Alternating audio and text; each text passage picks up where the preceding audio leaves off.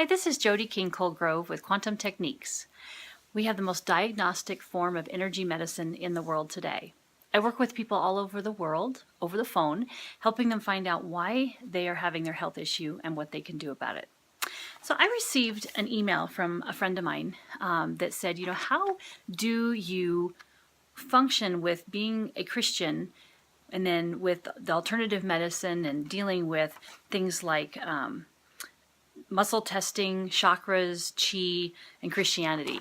And that's a big question. So it's something I've always wanted to kind of do a video on, so I thought, here's my chance. So I was raised in a church that believed very much in mind, body, spirit, and that connection. And that if you don't heal one of those or have a balance in one of those, you are going to be sick. And one of their main things of the church was a health message. Now, so I kind of was raised in that, and so I realized when starting Quantum Techniques how much of a good fit it was for me, because that's kind of how I was raised.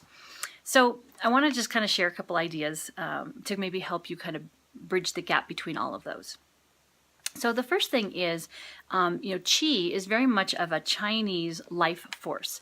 When I did my studying, that's what they said, is that Qi is kind of that life force that you have, and so it's, we could, if Christianity, you could figure that as a soul or your inner breath from God. So those kind of things, they just maybe call it a different thing because they were in a different part of the country or the world, and that's how they were able to understand that. Then the chakras are, different centers of connection throughout our body. And I actually have a really good book that a friend recommended that I'm going to be studying, and I'll share that with you later, about the chakras and kind of seeing how that all relates. But there are different places that when your body is struggling with different aspects of life, those chakras will be involved. So I'm just going to give an example.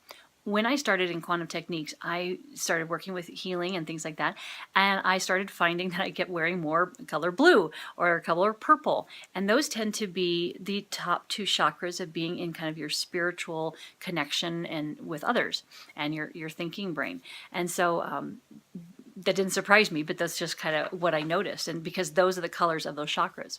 Another thing that we find is that if you're having issues being able to speak your truth, which is this chakra here, that will sometimes be weak, and that's where your thyroid is. And so we don't necessarily in Quantum Techniques talk about the different chakras, but we are aware of them and constantly learning how they affect the body and what we do with their testing.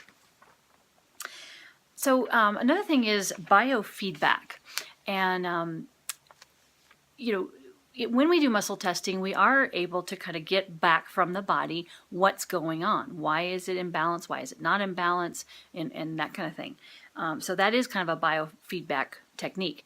I know that there's a machine that you can put on your finger, and it registers your heart rate and how fast or slow it goes. And so then if you add, let's say, a tomato and put it near you, it will actually make, and you're bad on nightshades and tomatoes, then it will make that heart monitor go down.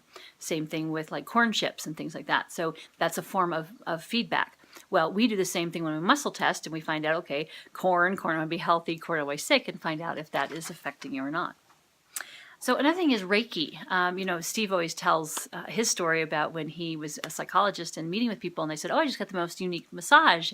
And the guy ran his hands over the top of my body and moved my energy around. And Steve goes, that's nuts, And now that's kind of, in some instances, what we do. We're moving that energy around the body so the body can focus on where it's lost energy. If you've ever had any kind of massage, sometimes, and it's really good to find a massage guy that can do your stomach and do lymphatics. But a lot of times your stomach areas will be kind of cold, if you ever notice that, or a certain area your body will be kind of cold. And that's that heat of the whole body is not in that area. And so that's what a massage does, is it balances the hot and the cold in those areas. And that's kind of what Reiki is doing also. Now, I did have a teacher in my college, my Christian college that I went to, that said, if you're doing biofeedback or Reiki, that is kind of the devil. And so everybody has a different opinion, and so it's always good that you do your own research and decide what you're comfortable in and with. There are certain things that I am not comfortable with, and that's where I've drawn a line, and that's where we have boundaries. And so each person has to have their own boundary in that. Another thing is, in my Christian college, what I learned is that what is sin? Sin is separation from God, and so that can be anything. Now, I will admit that there are some times when quantum techniques creates a separation between me and God, and what happens sometimes is when I wake up in the morning, I immediately go to, okay, well, did I sleep good? Did I notice something? Well, let me code that. Let me make sure all my codes are online and things like that. Instead of thanking God for the day or being grateful for the day when I first wake up. And that's me personally, how sometimes I can use quantum techniques and get in the way of my Christianity and my walk with God. And so I have to be kind of careful of that. And so, quantum techniques sometimes can be like prayer, and so I kind of think about it all the time, and it's just kind of what we do. But we do need to make sure that we put the brakes on, put the boundaries on, and say, no, I'm going to go on my walk and I'm going to talk with God instead of going on my walk and coding. So again, just being aware of how you're using quantum techniques for good, or if it's getting in the way.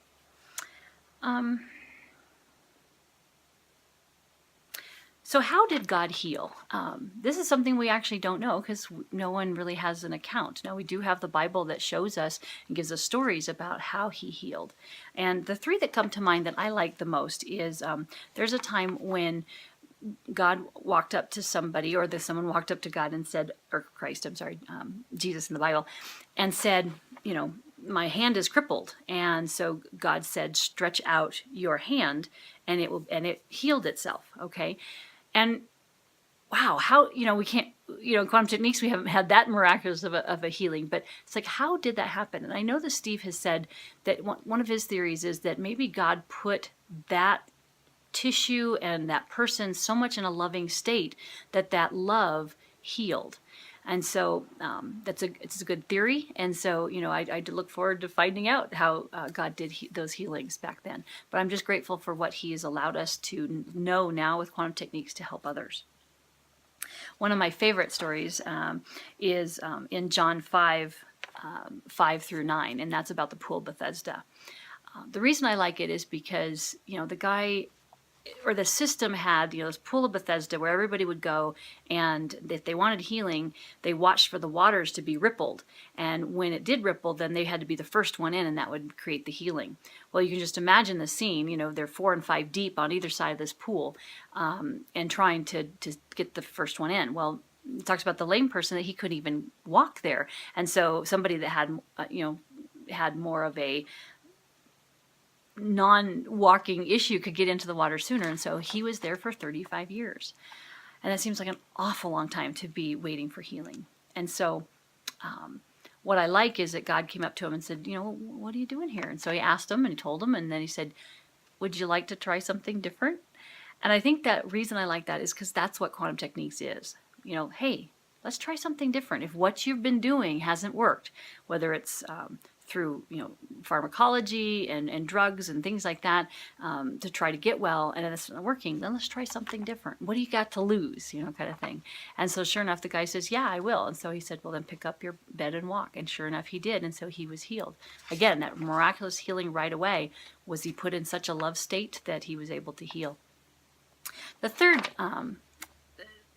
healing that kind of comes to mind in the Bible is when they had the crippled man and his friends found out where Jesus was going to be preaching, and so they couldn't get him in, so they went up on the roof and they took away the roof tiles and they lowered him in. Now, I heard a really neat sermon about this lately and said, okay, the guy with the arm came to Jesus and said, heal me. Okay, so he was wanting the healing. He was physically saying, I need this. The guy at the pool of Bethesda, God found him, but he was open and willing enough to try something different. The one with the friend, I'm not sure how much that friend really wanted the healing, because God doesn't ever talk about that. He just says the friends came, cleared the roof, and lowered him, and Jesus saw the pain and healed him.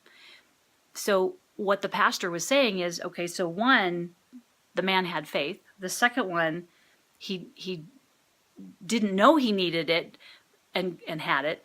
And then the third one didn't even know that he should have faith.